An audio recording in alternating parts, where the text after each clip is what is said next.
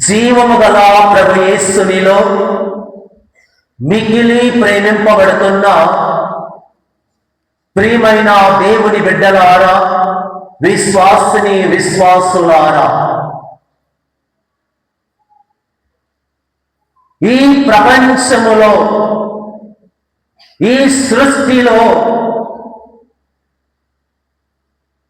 దేవుని యొక్క ప్రేమను,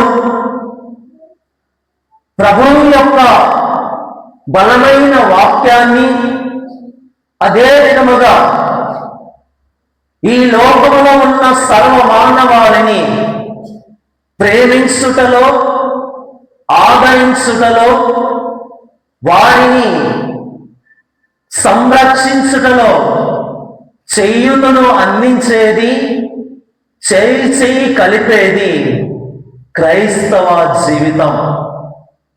ప్రియ దేవుని బిడ్డలారా, తల్లి అయిన స్త్రీ సభ ప్రతి ఒక్కరు కూడా గుర్తించాలి. తల్లి అయిన స్త్రీ సభ దేవుని గురించి మాత్రమే కాకుండా, బైబిల్ గ్రంథాన్ని మాత్రమే కాకుండా, ఆయన నేర్పించిన వంటి క్రమశిక్షణను, విశ్వాసాన్ని, నీతి న్యాయాన్ని, ధర్మాన్ని ఈ లోకానికి చాటేది క్రైస్తవ తత్వం. కనుక మన యొక్క స్త్రీ సభ మూడు ప్రధానమైనటువంటి ప్రాముఖ్యమైనటువంటి విధి విధానాలను ఈ ప్రపంచములో నెరవేరుస్తుంది. ప్రియా దేవుని బిడ్డలారా, మొట్టమొదటిగా మనం గమనించాలి, దేవుని యొక్క సజీవ వాక్కును ప్రపంచ నలుమూలలా చాటడానికి తన బిడ్డలను పంపుతూ ఉంది, తన వారిని ఆలకించడానికి ఆహ్వానిస్తూ ఉంది. త్రియేక దేవుని నామములో అనునిత్యం వర్షిపింగ్ గాడ్, ఆ దేవుని ఆరాధించుటకును, ఆ దేవుని స్తుతించుటకును, ఆ ప్రభువుని తెలుసుకున్నటకును వాక్కు ద్వారా మనందరినీ ఆహ్వానిస్తూ ఉంది. ప్రియా దేవుని బిడ్డలారా, రెండవదిగా తల్లి అయిన స్త్రీ సభ సర్వశక్తి గల దేవుని మాత్రమే ఆరాధించుము అని చెబుతూ ఉంది. నిన్ను సృష్టించిన ఆ సృష్టికర్తను, నీకు జీవం ఇచ్చిన ఆ జీవం గల దేవుని, ఈ లోకంలో నీకు బ్రతుకునిచ్చి ప్రాణాన్నిచ్చి కాపాడుతున్న ఆ సర్వశక్తి గల రక్షకుడైన దేవుణ్ణి నీవు విశ్వసించు అని నిన్ను ఆహ్వానిస్తూ ఉంది.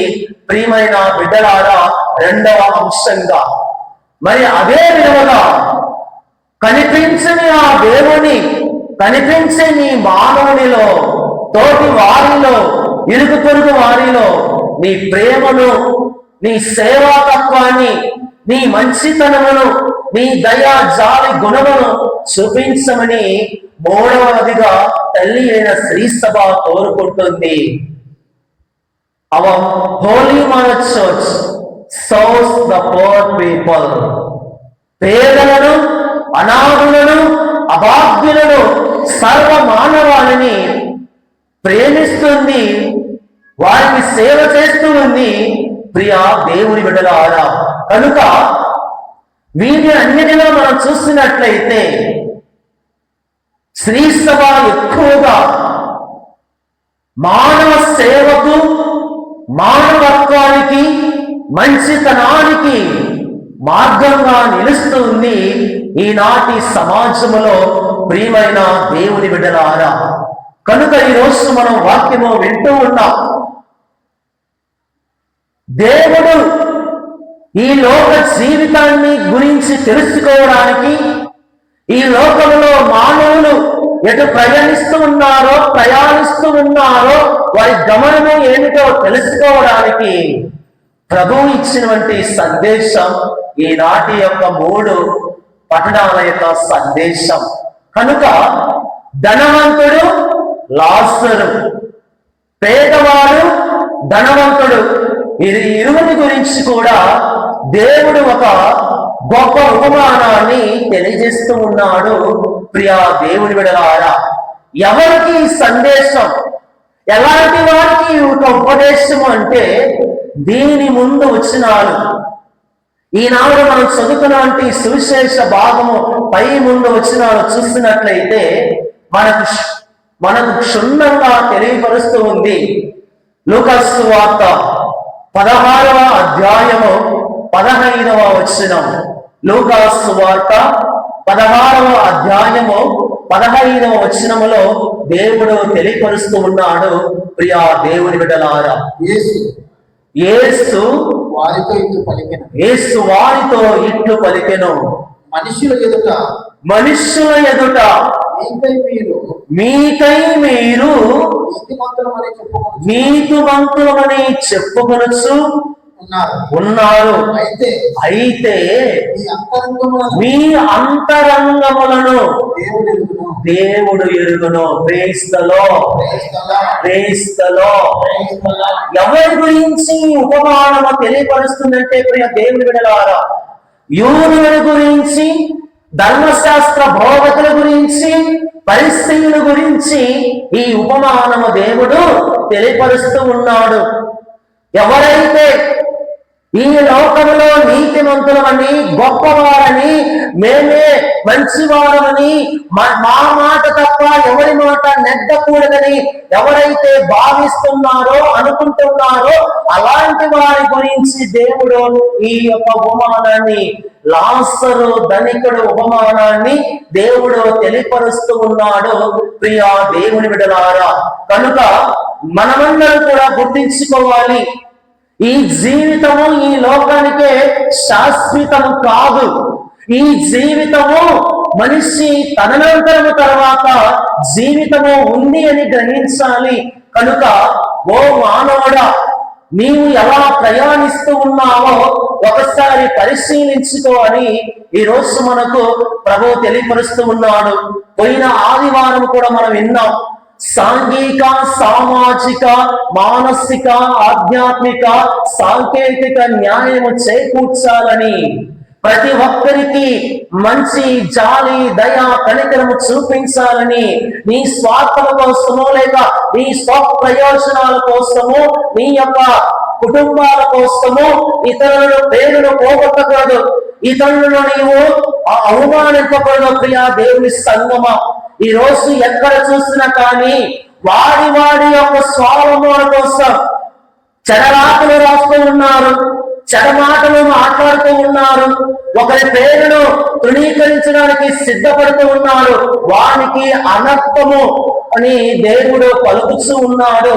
ప్రియా దేవుని బిడ్డలారా, కనుక ఎవరైతే, ఏ కుటుంబం అయితే, ఏ బిడ్డ అయితే ఎవరు చూడలేదులే, ఎవరు ఏమి చెయ్యడం లేదులే, ఎవరు మనని గమనించడం లేదని తప్పు రాతలు రాస్తున్నావో నీకు శిక్ష తప్పదు బిడ్డ.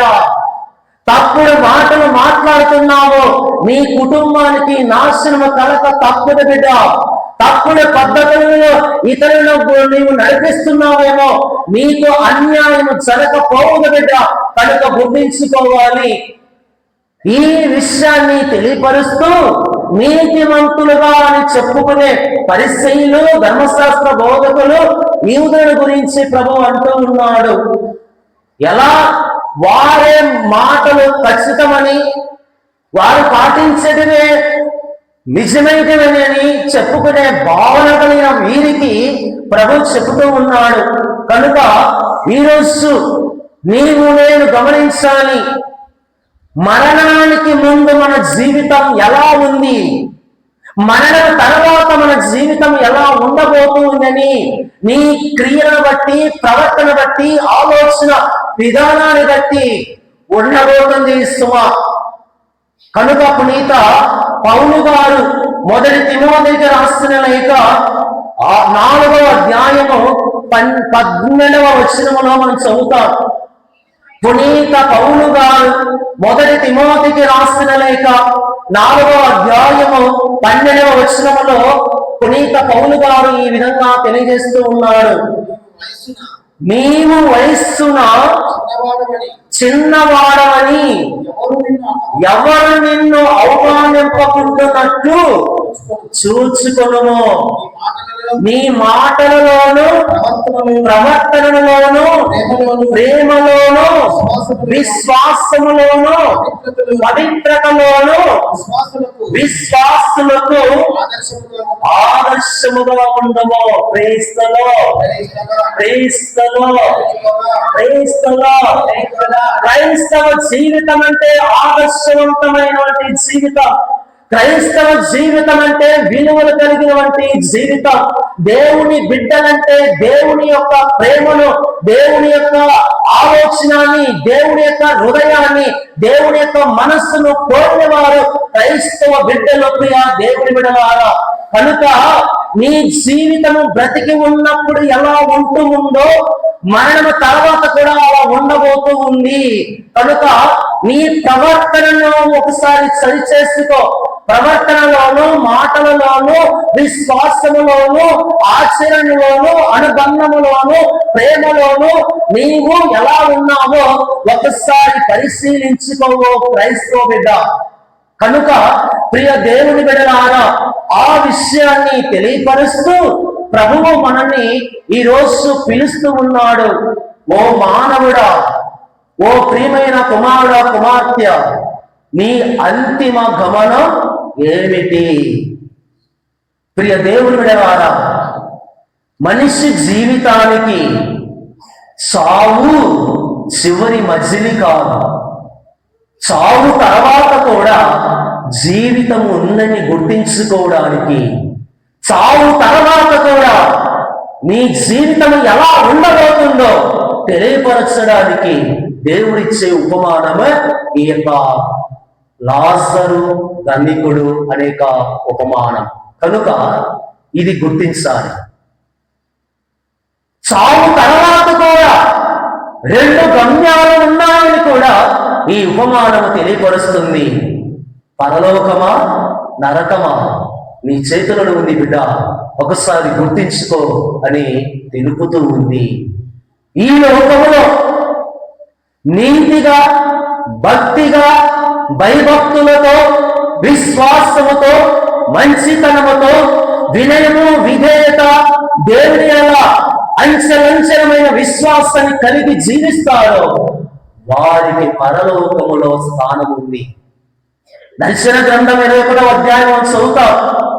మీ పేర్లు ఈ లోకములో రాతి శిలఫలకలమైన కాదు. మీ పేర్లు ఈ లోకములో పుస్తకాలపైన కాదు, గోడలపైన కాదు, గుడులపైన కాదు, గోపురాలపైన కాదు చూసుకోవాల్సింది దేవుని సంగమ. మీ పేర్లు పరలోకములో జీవపు గ్రంథములో ఉండే విధముగా మీ పేర్లు చూసుకోవాలని ప్రభువు చెబుతూ ఉన్నాడు. కనుక ఈ రోజు నీ యొక్క జీవిత నడవడికను బట్టి, నీవు మాట్లాడే మాటను బట్టి, నీవు ఇతరులను ప్రేమించే విధానాన్ని బట్టి, నీ యొక్క జీవిత సత్ప్రవర్తన బట్టి నీ పేర్లు ఎక్కడ ఉండబోతున్నాయో నీకు ఇప్పుడే తెలియను ప్రియ దేవుని బిడ్డలారా. కనుక నీతితో జీవిస్తే, న్యాయానికి సాక్ష్యంగా నిలబడితే, దేవుని నామమునకు నీవు విధేయతగా ఉంటే పరలోకములో తండ్రి యందు నీకు స్థానము ఉంటుంది. ఈ లోకములో ఇష్టం వచ్చినట్లు నీ యొక్క పలుకుబడిని ఉపయోగించుకుంటూ, నీ యొక్క తెలివిని ఉపయోగించుకుంటూ, నీ ఉద్యోగాన్ని ఉపయోగించుకుంటూ, లేకపోతే నీ యొక్క శక్తి సామర్థ్యాలను ఉపయోగించుకుంటూ నీ ఇష్ట ప్రకారంగా జీవించినట్లయితే ఇదిగో నరకము తప్పక ఉండదు ఉంటుంది అనేక భావన దేవుడు తెలియజేస్తూ ఉన్నాడు. మత్తయి సువార్త 25వ అధ్యాయము 4వ వచనములో ప్రభువు ఈ విధంగా మాట్లాడుతూ ఉన్నాడు.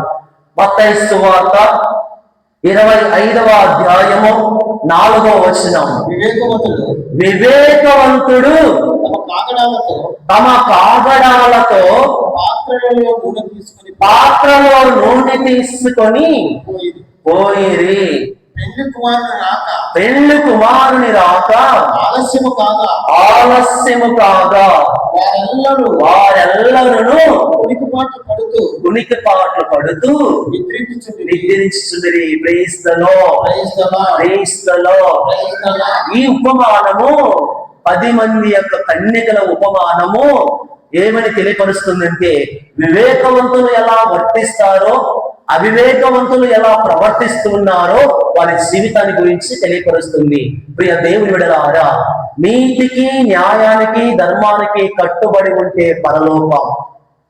నీ ఇష్టానుసారంగా నీ ఇష్టం వచ్చినట్టు జీవించినట్లయితే నరకం తప్పక ఉంటుంది. కనుక ఈరోజు నీవు ఎలా ఉన్నావు? ఈరోజు భూముల కోసం కొట్టుకుంటున్నారండి, ఆస్తుల కోసం ప్రాణాలు తీస్తున్నారండి, తాత్కాలికమైన ఆనందం కోసం, శారీరక వ్యామోహాల కోసం ప్రాణం తీస్తూ ఉన్నారు. ఈ మధ్యకాలంలో మనం చూస్తూ ఉన్నాం, ఎన్నో పరువు హత్యలని, ప్రేమ హత్యలని, స్నేహితులు హత్యలని చాలా జరుగుతున్నాయి. ప్రియ దేవుని బిడ్డలారా, ఇష్టానుసారంగా జీవించినట్లయితే నరకం తప్పదు. కనుక 3 వ్యక్తులు మనకు ఈరోజు సువిశేషములో దేవుడు చెబుతున్నారు. ఎవరు వాళ్ళంటే అబ్రహాము, ధనవంతుడు, లాజరు. వీరి యొక్క వృత్తాంతం ద్వారా దేవుడిచ్చే సందేశం ఏమిటంటే, అబ్రహాము అని చెప్పడంలో దేవుని యొక్క ఆలోచనను సూచిస్తుంది. అబ్రహాము దేవుడు మన దేవుడు, ఇస్సాకు దేవుడు మన దేవుడు, యాకోబు దేవుడు మన పితామహుల దేవుడు, ఆయన మన యొక్క సర్వశక్తి గల దేవుడు. ప్రియ దేవుడు గల అబ్రహామును సూచిస్తున్నాడంటే దేవుడు ఉన్నాడు అని సత్యం. ప్రియ దేవుడు గల ఆయన ఆలోచనను, ఆయన యొక్క ఉనికిని మానవానికి గుర్తిస్తుంది. కనుక గుర్తించి కళ్ళు తెరిచి ఒళ్ళు జాగ్రత్త పెట్టుకొని నడవడికలో, ప్రవర్తనలో జాగ్రత్తగా ఉండమని తెలియపరుస్తుంది సుమా దేవుని బిడ్డలారా. రెండవదిగా ధనవంతుని గురించి చెప్పినప్పుడు ఈ లోక ఆధిపత్యాన్ని, ఈ లోకంలో ఉన్న భావజాలానికి, ఈ లోకంలో ఉన్నటువంటి సంపద అధిక గల వారి భావ తత్వముల గురించి తెలియపరుస్తూ ఉంది. అధిక సంపదలో కొలుతున్న వారు ద్వారా ఈరోజు మొదటి పట్టణము ద్వారా, ఆమోసు గ్రంథము ద్వారా దేవుడు మనకు ఒక సందేశాన్ని తెలియపరుస్తూ ఉన్నాడు. ఆమోసు గ్రంథము 6వ అధ్యాయము 4వ వచనములో మనం చదివినట్లయితే, సంపదతోనూ అధిక సంపదలతోనూ తొలతూగుతున్న వారులకు తెలియపరిచే వాక్యము ఇది. దంతము పొదిగిన మంచాలపై పరుండి సోఫాలపై ఆనుకొని కూర్చుండి లేకదూడల గొర్రె పిల్లల మాంసమును మొక్కు మీకు అనర్థము కలదు. ఓ ధనికులారా, ఈ లోకములో పేదలను, అనాథులను, అభాగ్యులను, బలహీనంగా పీడించు వారులారా, మీకు అనర్థము తప్పదు. పోయిన వారం మనం చూసాం, ఉద్యోగస్తులను, లాయరులను, ఎవరైతే వివిధ అంతస్తులలో, వివిధ సంఘ సంస్థలలో, వివిధమైనటువంటి సామాజిక సేవలను చేస్తున్న వారిని ఎవరైతే దోచుకుంటున్నారో, ఎవరైతే పీక్కుని తింటూ ఉన్నారో, ఎవరైతే ఇతరులను ఆడిపోసుకుని పీడిస్తూ ఉన్నారో వారందరి గురించి ఆమోసు ప్రవక్త ద్వారా తెలియపరిచాడు. సామాజిక న్యాయం నెలకొలాలి, సామాజిక న్యాయములో మనం జీవించాలి, సామాజిక న్యాయములో ప్రతి ఒక్కరు కూడా కలిసి పోరాడాలని దేవుడు మనకు పిలుపునిచ్చాడు. ప్రియా దేవుని బిడ్డలారా, కనుక ఈ రోజు ధనవంతుని యొక్క వృత్తాంతముల ద్వారా, ధనవంతుని యొక్క ఆ యొక్క మాట చెప్పడం ద్వారా చెప్పే సందేశం ఏమిటంటే, ఆధిపత్యానికి లేదా ఆధిపత్య భావజాలాన్ని ఈ లోకంలో ఎవరైతే కలిగి ఉన్నారో ఆ ధనికుడు సూచనగా ఉంటూ ఉన్నాడు. మరి మూడవదిగా పేద లాజరు పేదల ఆర్తనాదాలను, పేదల నిశ్శబ్దములను సూచిస్తుంది. సంఘంలో ఇవి జరుగుతూ ఉన్నాయి. పేదలకు మాట మాట్లాడే హక్కు లేకుండా పోయింది. బలహీనుడిని ఇంకా బలహీనంగా చేస్తూ ఉంది ఈ ప్రపంచం. కానీ ప్రియ దేవుని బిడ్డలారా, ఈరోజు నేను మనం అందరం కూడా ఎలా ఉండాలంటే, క్రైస్తవ బిడ్డలుగా ఎలా ఉండాలంటే సామాజిక బాధ్యతలు నెరవేర్చే బిడ్డలుగా ఉండాలి. లూకాసు సువార్త 16వ అధ్యాయము మనం చదువుకుని ఉన్నాం. 15వ వచనంలో చదువుదాం. లూకాసు సువార్త 16వ అధ్యాయము 15వ వచనములో రెండవ భాగం, మనుషులకు గొప్పదైనది దేవుని దృష్టిలో అసహ్యముగా ఉండును.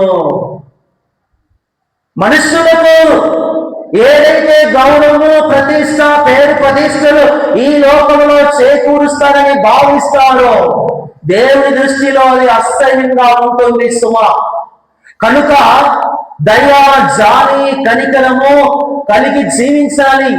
పేదవాళ్ళను ప్రేమించాలి. అనాథులను, అనగారిన వారిని, ఏమి లేని వారిని లేవనెత్తాలి. కనుక ఈ పేద లాజరు ద్వారా ఇచ్చే సందేశం ఏమిటంటే, వారి యొక్క నిశ్శబ్దాన్ని, వారి యొక్క ఓపికను, వారి యొక్క జీవితాన్ని దేవుడు గ్రహిస్తాడు అని తెలియపరుస్తూ ఉంది. ప్రియా దేవుని బిడ్డలారా, కనుక మానవులుగా, సంఘస్థులుగా, క్రైస్తవ బిడ్డలుగా మనం ఏం చేయాలి? సంఘము అంటే సామాజిక, సాంఘిక, సాంకేతిక బాధ్యతలలో ఖచ్చితంగా ఉండాలి. మంచి మనస్సు కలిగిన వారుగా ఉండాలి. న్యాయమును పంచేవారిగా ఉండాలి. అదే విధముగా ఇరుగు పొరుగు వారిని ప్రేమించే వారిగా ఉండాలి. మూడవదిగా జాలి, దయ, కనికరం కలిగిన వారిగా ఉండాలి. ఈ 3 విషయాలు మన జీవితాన్ని నిర్ణయిస్తుంది. ప్రియా దేవుని బిడ్డలారా, ఎటువైపు నడవాలో. కనుక అబ్రహాము, లాజరు ఈ వృత్తాంతము ద్వారా మనకు తెలియపరిచే ఇంకొక అంశము ఏమిటంటే, ఏం తప్పు చేశాడు ధనవంతుడు? ఆయన ఏమన్నా తప్పు చేశాడా? ఏమీ లేదు. ఆయన తింటున్నాడు, ఉంటున్నాడు. మరి ఏం తప్పు చేశాడు? Praise the Lord, praise the Lord, praise the Lord, praise the Lord. మరి ఏం తప్పు చేశాడు ఆయన? తోటి వారిని ప్రేమించకపోయాడు. తన తోటి వారి పైన కనికరం చూపించకపోయాడు బిడ్డ. అది ఆయన చేసినటువంటి తప్పు. ప్రియ దేవుని సంగమా, నీ పొరుగు వారిని ప్రేమించు, నీ పొరుగు వారిని గౌరవించు, నీ తోటి వారిని ఆదరించు. ఇది క్రైస్తవ జీవితానికి పిలుపు, నాంది. అందుకే ప్రభు అన్నాడు, నీ వలె నీ పొరుగు వారిని ప్రేమించు.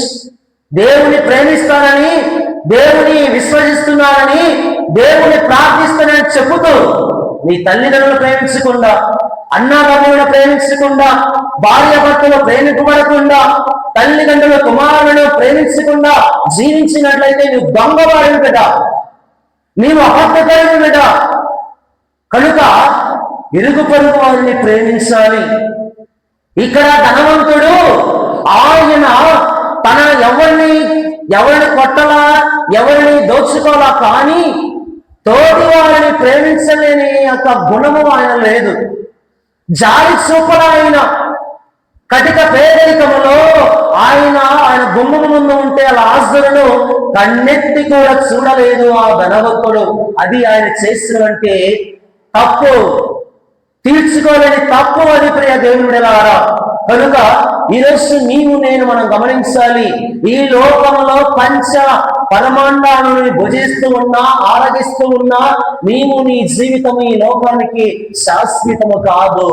ఈ లోకంలో నీవు సామాన్యమైనటువంటి తిండిని తింటూ ఉన్నా, మంచి బిడ్డలుగా ఉన్నట్లయితే, ఓపికతో ఉన్నట్లయితే, సహనముతో జీవిస్తున్నట్లయితే, ప్రేమ అభిమానాలు కలిగి జీవించినట్లయితే నీకు పరలోకం దొరుకుతాది ప్రియా దేవుని బిడ్డలారా. కనుక 4 విషయాలను వ్యక్తిగతంగా ధ్యానిస్తూ ఉన్నప్పుడు ప్రభు మనకు తెలియపరుస్తూ ఉన్నాడు. మొట్టమొదటిగా, రక్షణ వ్యక్తిగతం కాదు. రక్షణ వ్యక్తిగతం కాదు. ఈ విషయాన్ని మనం చదువుతున్నాం. పౌలు మొదటి తిమోతికి రాస్తున్న లేఖ 6వ అధ్యాయము 12వ వచనములో ఈ విధంగా తెలియపరుస్తూ ఉన్నాడు. విశ్వాసము సంబంధమైన మంచి పోరాటమును పోరాడి నిత్య జీవమును గెలుచుకొనుము. ప్రేస్తలో ప్రియ దేవుని సంగమా, ప్రపంచములో ఉంటున్నాము మానవాళ్ళు అందరూ గుర్తించండి. విశ్వాసముతో దేవుని యొక్క రక్షణాన్ని పొందుకోవాలి. విశ్వాసము ఎనలా భక్తి కలిగి దానికోసం పోరాడిన వాడే రక్షణాన్ని పొందుకుంటాడు. 4 మిద్దెలు కట్టిన వాడు, 4 డబ్బులు సంపాదించిన వాడు, నలుగురిని దోచుకున్నవాడు, నలుగురిని కొల్లగొట్టిన వాడు రక్షణాన్ని ఎప్పటికీ కూడా పొందుకోలేడు. నలుగురికి ప్రేమను పంచిన వాడే, విశ్వాసములో దేవుని యందు విధేయత, వినమ్రత, అనుకవ, తగ్గింపుతనము కలిగి జీవించిన వాడే రక్షణాన్ని పొందుకుంటాడు. ఈ విషయాన్ని పునీత పౌలు ఎఫెసీయులకు రాస్తున్న లేఖ 2వ అధ్యాయము 8-9 వచనాలలో ప్రభు పలుకుతూ ఉన్నాడు. పునీత పౌలు ఎఫెసీయులకు రాస్తున్న లేఖ 2వ అధ్యాయము 8-9 వచనంలో చూస్తున్నట్లయితే, ఏలైనా విశ్వాసము ద్వారా దేవుని వరము వలన మీరు రక్షింపబడితిరి. ప్రైస్తలో ప్రియ దేవుని బిడ్డ, ఈ రోజు ఇంకను ఇప్పటికీ ఈ లోకము సజీవంగా ఉంది, మరణ సాగిస్తూ ఉంది, బ్రతికి ఉంది అంటే దేవుని కృప, రక్షణ వలన మాత్రమే. ఆ ప్రభు యొక్క ప్రాణ త్యాగం వల్ల మాత్రమే లోకము జీవించి ఉంది. దేవుడు మనల్ని కాపాడిన విధానాన్ని బట్టి ఈనాడు మానవుడు సంచరించగలుగుతూ ఉన్నాడు. ప్రియ దేవుని బిడ్డలారా, ఎవరి యొక్క ఆధిపత్యము కాదు, ఎవరి యొక్క పాలన వలన కాదు, ఎవరి యొక్క సపోర్ట్ వలన కాదు ఈ లోకము జీవించేది.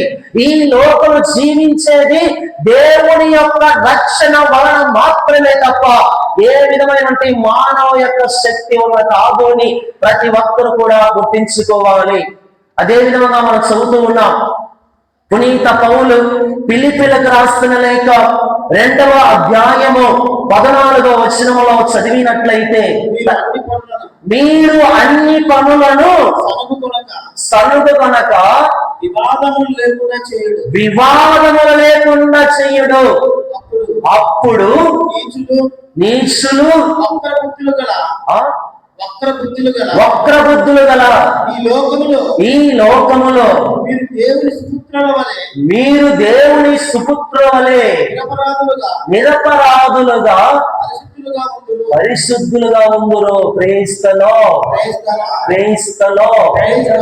మొదటి లైన్ చదువు మరొకసారి. మొదటిగా, మీరు అన్ని పనులను సనుగు కొనక వివాదములు లేకుండా చేయుడు. ప్రేస్తలో ప్రియ దేవుని బిడ్డలారా, రక్షణ రావాలంటే వక్రబుద్ధులు కాదు, ఒకరిని దోచుకోవడం కాదు, ఒకరి గురించి నాశనం తీర్పు చేయడం కాదు, ఒకరి గురించి లేనిపోని మాటలు నీ స్వార్థముల కోసము ఒకరి యొక్క పేరును, కుటుంబాన్ని, లేక సంస్థను, లేక సంఘాన్ని పాడు చేయడం కాదు. క్రైస్తవ బిడ్డలుగా, మానవాళిగా ఈ లోకములను చేయవలసిన పని. కనుక ఎలా జీవించాలి? వక్ర బుద్ధులు లేకుండా, వివాదాలు లేకుండా సత్య మార్గంలో జీవించడానికి ప్రతి ఒక్కరు ప్రయత్నం చేసినప్పుడు మీకు రక్షణ వస్తుంది. ఎవరో ఇచ్చేది కాదు రక్షణ, నీ జీవిత మనస్సు, శరీరము, హృదయము, ఆత్మ ఏకీభవించి ప్రార్థించిన ఆ దేవుని యందు నమ్మకం కలిగిన జీవితం ద్వారా నీకు రక్షణ వస్తుంది. 4 డబ్బులు కూడబెట్టుకొని 4 డబ్బులు బ్యాంకులో వేస్తే రక్షణ వస్తుంది అని అనుకుంటే పొరపాటు సుమా. నేను డాక్టర్ని, నేనేం చేస్తాననుకుంటున్నావేమో. ఒకరోజు నీకు తీర్పు ఉంది, గుర్తుపెట్టుకో. నేను ఆరోగ్యంలో పనిచేస్తున్నాను, ఎడ్యుకేషన్ లో పనిచేస్తూ ఉన్నాను, లాయర్ గా పనిచేస్తూ ఉన్నాను, గురువుగా పనిచేస్తూ ఉన్నాను, సంఘస్థుడిగా ఉన్నాను, నా ఇష్టానుసారంగా జీవిస్తానంటే నీకు నీవే శిక్షను తెచ్చుకుంటావు. కనుక ప్రియ దేవుని బిడ్డలారా, ఈరోజు ఈ లాజరు ధనవంతుడు యొక్క వృత్తాంతం ద్వారా మొట్టమొదటి మనం తెలుసుకోవాలి, రక్షణ వ్యక్తిగతం కాదు, దేవుడు అనుగ్రహించే అది ఒక గొప్ప వరం. రెండవదిగా పాప క్రియలు బట్టబయలు అవును. ఈ విషయాన్ని మనం ఎక్కడ చదువుతామంటే, ప్రియ దేవుని బిడ్డలారా, పునీత పౌలు మొదటి తిమోతికి రాసిన లేఖ 5వ అధ్యాయము 24వ వచనములో ప్రభువు చెబుతూ ఉన్నాడు, కొందరి పాపములు తీర్పునకు ముందే స్పష్టముగా కనబడును, మరికొందరి పాపములు ఆ తరువాతనే బయటపడను. క్రీస్తులో క్రీస్తులో క్రీస్తులో నా పాపము నా వెంటనే వచ్చును అని చెప్పిన విధముగా మన నాశనం మన వెంటనే వస్తుంది. ఎలా?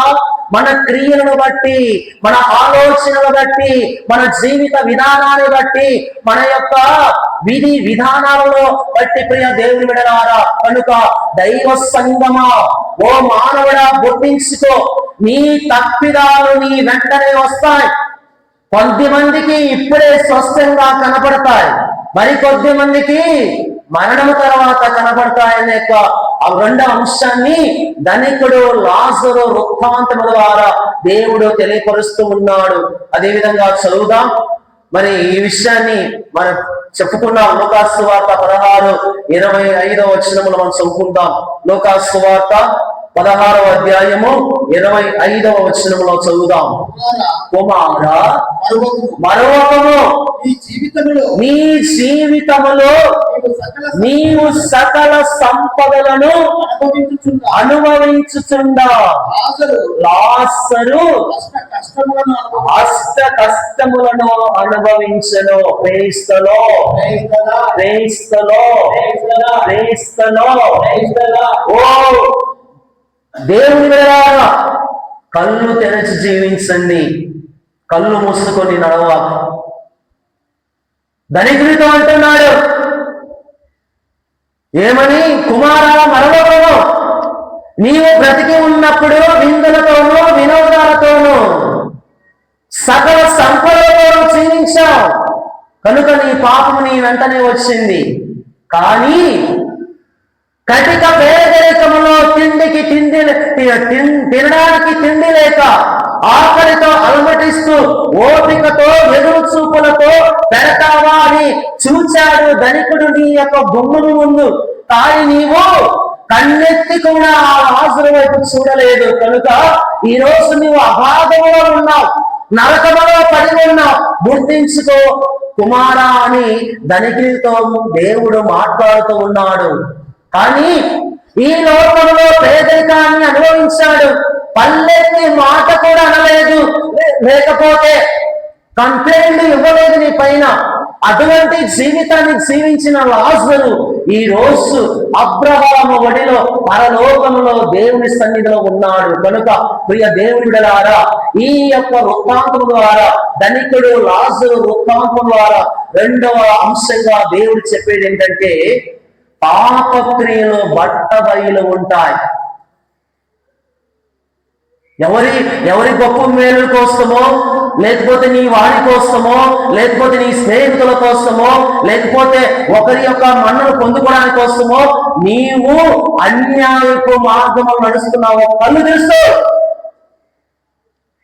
తప్పును తప్పుగా ఒప్పుకో, అన్యాయాన్ని అన్యాయంగా ఖండించు, అప్పుడు నీకు పరలోకం ఉంటుంది. కనుక ప్రియ దేవుని సంగమా, మనస్సాక్షి కలిగి జీవించాలి. ఈ లోకంలో నేను ఏం చేస్తున్నా, ఏమి మాట్లాడుతున్నా, ఎలా జీవిస్తూ ఉన్నా, ఎలా ఒకరిని కన్నెత్తి చూస్తూ ఉన్నా, ఎలా ఒకరి పట్ల మంచి ప్రవర్తన నడుస్తున్నానా లేదా అని ఈయన ఇప్పుడే గుర్తించుకొస్తున్నా, మరణించిన తర్వాత కాదు. నేను చివరిగా ఇంకొక విషయం మీకు తెలియపరుస్తా. మరి మూడవదిగా, స్వప్రయోజనం అనర్థం, పరోపకారం ఆశీర్వాదం. మూడవ అంశంగా ఈ యొక్క ధనవంతుడు లాజరు వృత్తాంతము ద్వారా, ఉపమానం ద్వారా దేవుడు చెప్పే సందేశం ఏమిటంటే, స్వప్రయోజనం అనర్థం, పరోపకారం ఆశీర్వాదం. చదువుదాం. ఆమోస్ గ్రంథము 6వ అధ్యాయము 4వ వచనం. దంతము పొదిగిన మంచాలపై పరుండి, దంతము పరిచిన మంచాలపై పరుండి, సోఫాలపై ఆనుకొని కూర్చుండి, లేగదూడలను గొర్రె పిల్లల మాంసం తినువారా మీకు అనర్థము. క్రీస్తులో మొదటి తిమోతికి రాసిన లేఖ 6వ అధ్యాయము 18వ వచనంలో ప్రభు పలుకుతూ ఉన్నాడు,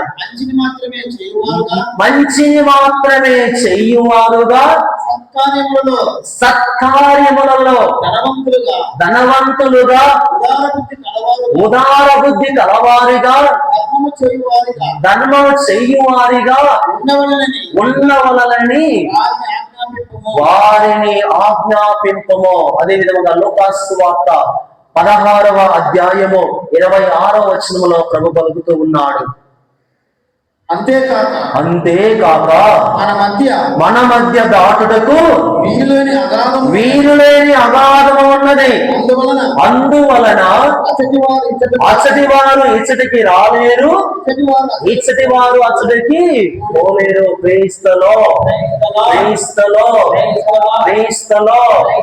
కనుక దేవుని బిడ్డలారా, మానవులారా, విశ్వాసులారా, స్వప్రయోజనాల కోసం ప్రాకులాడితే నీకు అనర్థం, పరోపకారం కోసం జీవిస్తే నీకు ఆశీర్వాదం.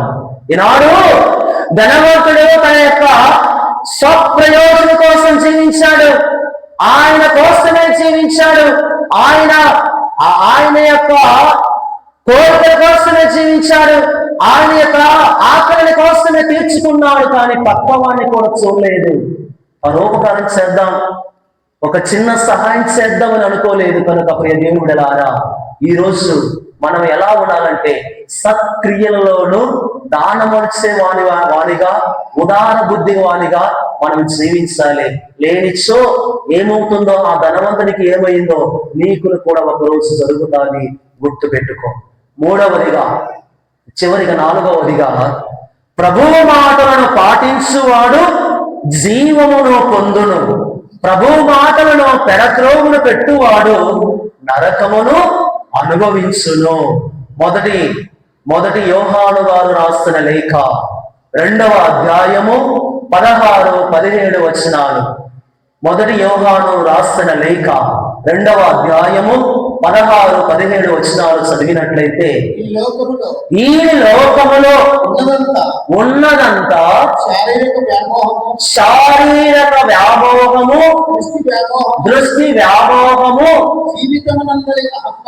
జీవితమునందలి అహంభావము, తండ్రి నుండి వచ్చినవి కాదు. క్రీస్తులో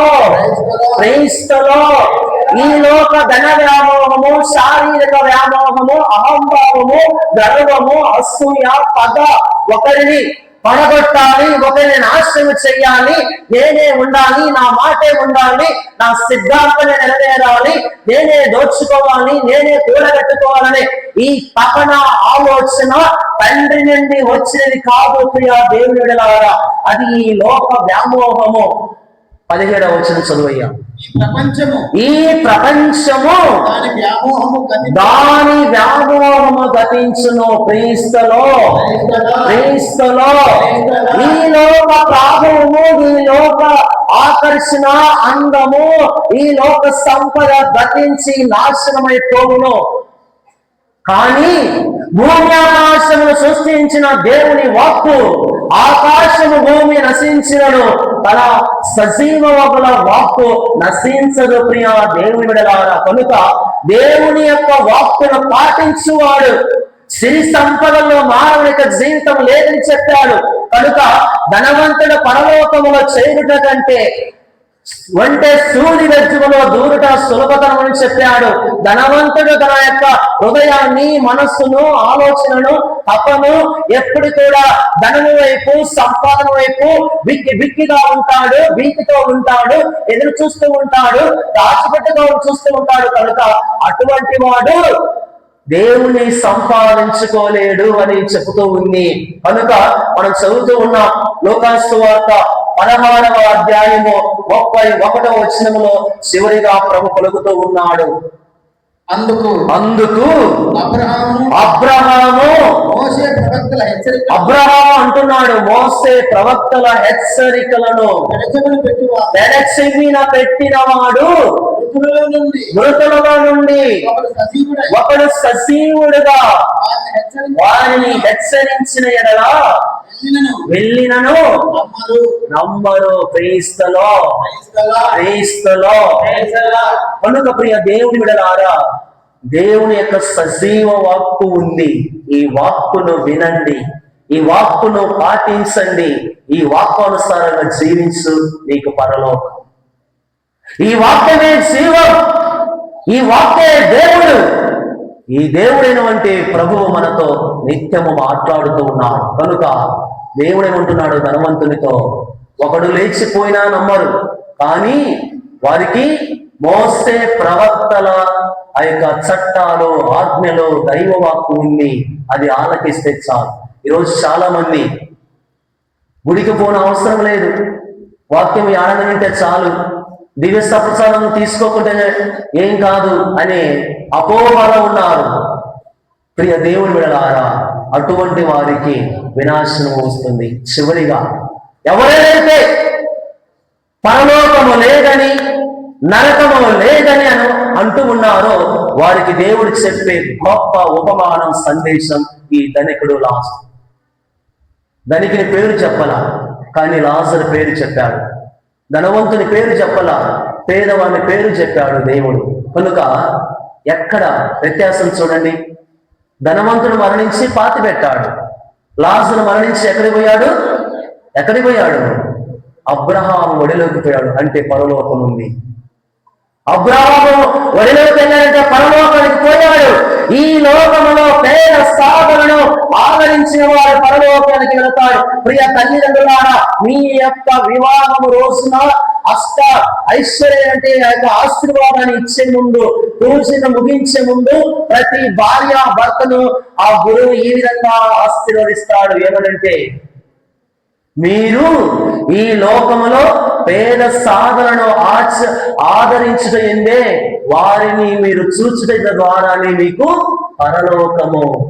ఇది గుర్తు పెట్టుకోండి తల్లిదండ్రులు, ఇది గుర్తు పెట్టుకోండి ప్రతి మానవుడు. పేద సాధనను ఆదరించిన వానికి పరలోక నిత్య నివాసము దొరుకుతూ ఉంది. ప్రియ దేవుని విడలారా, లాజరు మరణించాడు, ఎక్కడికి వెళ్ళాడు? అబ్రహాము గుడిలోకి వెళ్ళాడు, అది పరలోకం. ధనికుడు మరణించాడు, అక్కడ వాక్యం చదువుతున్నాము, చదువుదాం దయచేసి చదవండి. 24వ వచనం, 23 చదువు, 23 చదవండి. 23 లోకాసు వార్త 16వ అధ్యాయము 23వ వచనం. అప్పుడు అతడు పాతాళము నుండి ధనికుడు అబ్రహాము ఒడిలో ఉన్న లాజరును కన్నెత్తి చూచెను. చదువు 24. అతడు అంగలార్చు, తండ్రి అబ్రహామా, నన్ను కనికరించుము, నేను ఈ మంటలలో మాడిపోవచ్చున్నాను. ఓ దైవ సంగమా, దేవుని బిడ్డ, ఓ మానవుడా గుర్తించుకో, నరకము ఉంది. నరకము లేని కన్ను మూసుకొని జీవించవచ్చు. నరకము తప్పక ఉంది. పరలోకానికి ఏ విధంగా లాజరును తీసుకొని పోయాడో, అబ్రహాములోనికి ఒడిలోనికి చేర్చాడో, ధనికుడు అదే విధంగా మరణించిన తర్వాత మంటలోకి వెళ్ళిపోయాడు. ఆయన అగ్ని మంటలో ఉన్నాడు. కనుక హృదయాన్ని విప్పండి, మనసును ఒకసారి పరిశీలించి చూడండి. తల్లిదండ్రులారా, భార్య భర్తలారా, అన్నదమ్ములారా, అక్క చెల్లెలారా, బంధుమిత్రాదులారా, ధనము కాదు, ధాన్యము కాదు, బంగారు కాదు, వెండి కాదు, ఐశ్వర్యాలు కాదు మనల్ని పరలోకానికి చేర్చేది. కనుక ఓ దైవ సంగమా, ఎటువైపు నీ అంతిమ లక్ష్య గమ్యం? ఎటువైపు? ఇప్పుడే నీవు చూసుకో. నీవు న్యాయమో, ధర్మమో, మంచి మార్గం నడిస్తే నీకు పరలోకం. ఈ లోకములో అన్యాయము, అక్రమాలు, దోచుకునేతనము, దొంగలించేతనము, అవమానించేతనము ఇలా నడుచుకుంటే నీకు నరకం. కనుక ఈ దివ్య పూజలో ప్రారంభించేద్దాం. ప్రియ దేవుని బిడ్డలారా, బతికి ఉన్నప్పుడే మన అంతిమ గమ్యాన్ని మనము సరిచేసుకోవాలి.